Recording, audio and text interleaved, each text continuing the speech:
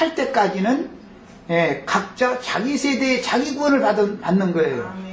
그리고 이방의 충만함에 채워지고 나면 하나님이 경륜에 상관되는 교회 시대의 마지막 추수가 되기 때문에 천년왕국이 시작이 되는 거예요. 이제 그것은 아무도 그 날짜와 시기에 대해서는 아무도 알 수 없으나 혹시 우리는 늘 언제나 내 때가 마지막이다 라고 늘 이렇게 생각해 가면서 깨어있는 경각심을 가지고 주님을 섬겨서 각자 다 온전한 구원을 이루어서 자기 기업을 가지고 시집을 가야 되는 거예요.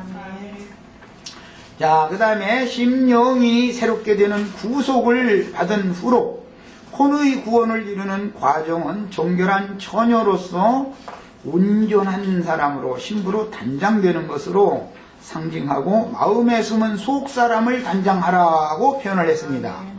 그러니까 신부로 단장한다라는 것은 육신을 꾸미는 걸 말하는 게 아니라 구속받은 영혼을 단장하는 것을 말한다 말이에요. 특히 이것은 위로부터 오는 신령한 처소를 덧입는 것으로도 표현을 하는데 그리스도 예수와 함께 합하여 심례를 받은 자는 그리스도로 옷 입었느니라 그러지만 이것은 그리스도로 옷 입었다는 것은 부활 승천하신 그리스도로 옷 입으니까 신령한 몸을 입는 것을 말하는 것이지 육을 또 입는 걸 말하는 것이 아닙니다. 그러니까 이 생에 살아있는 동안 우리는 계속해서 실제적으로는 새 천을 가지고 시집갈 때 입을 예복을 준비한다 그러지만 그리스도로 날마다 덧입는 걸 말하는 거예요. 위로부터 오는 처소로 덧입는 거예요. 날마다. 이것을 금실로 수놓은 신부의 옷을 지금 준비한다 이렇게 표현을 하는 겁니다.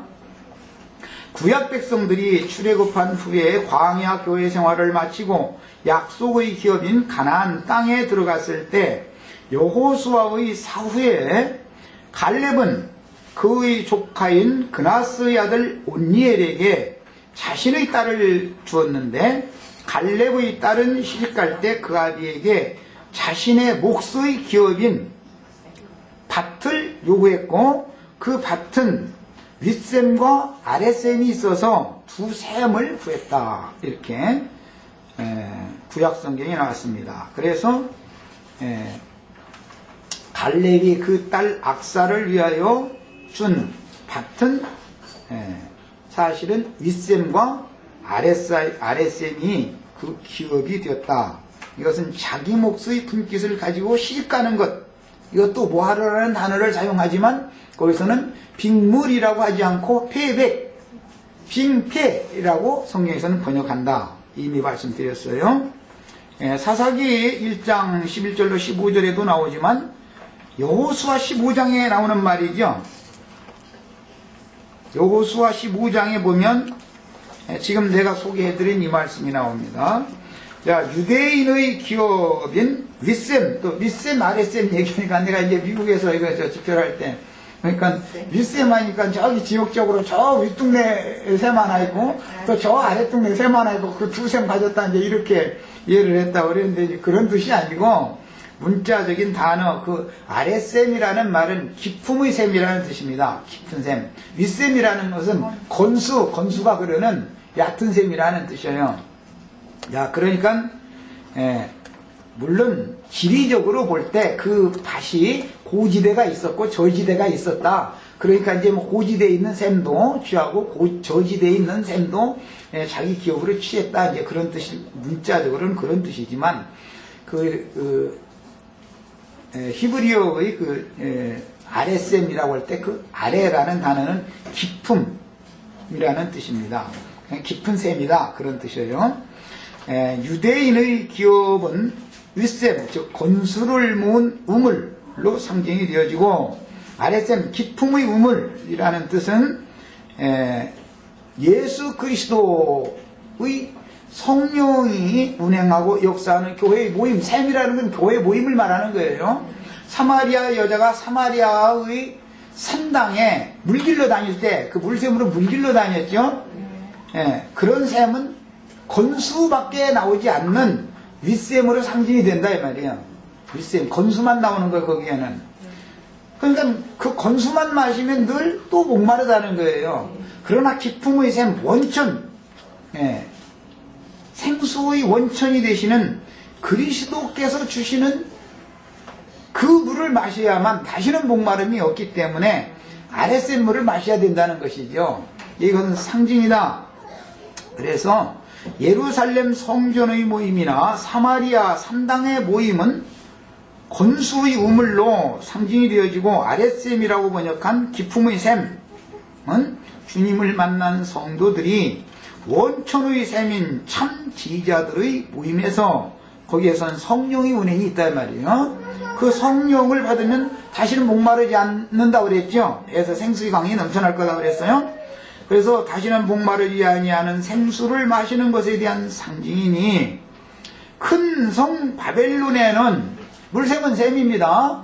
그런데 거기는 우샘이다 이거예요. 건수만 흐른다 이 말이야. 큰 음력교회에는 건수만 흘러요. 의문과 육체에 상관된 문자적인 어떤 이론 교리에 자꾸 사로잡히게 만드는 거예요. 그러나 거기에서 도망하여 나와서 성령과 신부가 오라 하시는 곳으로 가면 그 모임에서는 다시는 목마르지 아니하는 생명의 샘을, 생수의 물을 마실 수 있게 해준다고 그랬죠.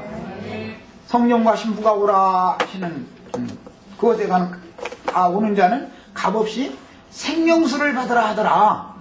건수를 받으라 하더라가 아니고, 애굽 하수의 물이 있고, 아시리아에는 유브라데의 강수가 있는데 하수물을 먹으면 안 된단 말이에요.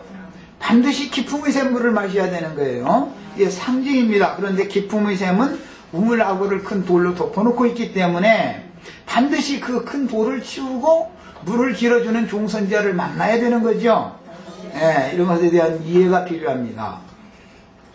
자, 건수한 마시는 율법 제도권의 종교 생활은 하나님의 등만 보는 몽학 선생들인 율법 선생들에게 맡겨진 어린아이들의 신앙생활이므로 태초부터 계신 생명의 말씀을 통해서 하나님의 영광을 아는 빛을 받아 하나님의 얼굴을 면대하여 주목하여 보고, 신약의 사도들은 그랬죠. 태초부터 계시던 생명의 말씀에 관하여는 우리가 만진 바가 되었고 주목하여 봤다. 그러나 모세는 여호와의 영광의 얼굴을 주목하여 볼 수 없었죠. 만질 수 없었죠. 등만 봤어요. 등만. 그러니까 의문과 육체에 상관된 계명의 율법 말씀들로 가르침 받는 그 모임이라고 하는 것은 건수의 셈으로 상징이 되어지고, 성령과 신부가 말씀하시는 그 모임에서 나눠지는 성령의 증거들은 모두 기품의 셈으로 상징이 되어지는 것이다 말이에요.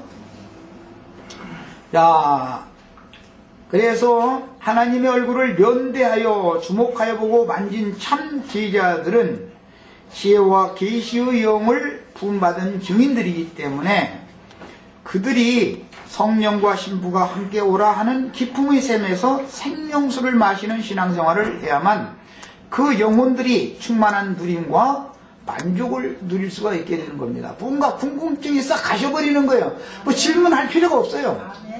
시간이 지나면 그가 궁금증을 가지고 있던 것이 자연히 해결 다 되게 돼 있어.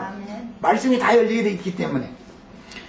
후일 사울 왕은 블레셋과의 전쟁 중에 거인족인 블레셋을 이기는 자에게 자신의 딸을 상으로 주겠다고 약조하였으며, 블레셋 족속 중 가드 사람 골리앗을 이긴 다윗에게 적군의 양피 100을 빅물로 요구하므로 다윗이 이를 수응하였으나 딸을 다른 사람에게 주어서 사울은 모하루 율법을 어겼습니다.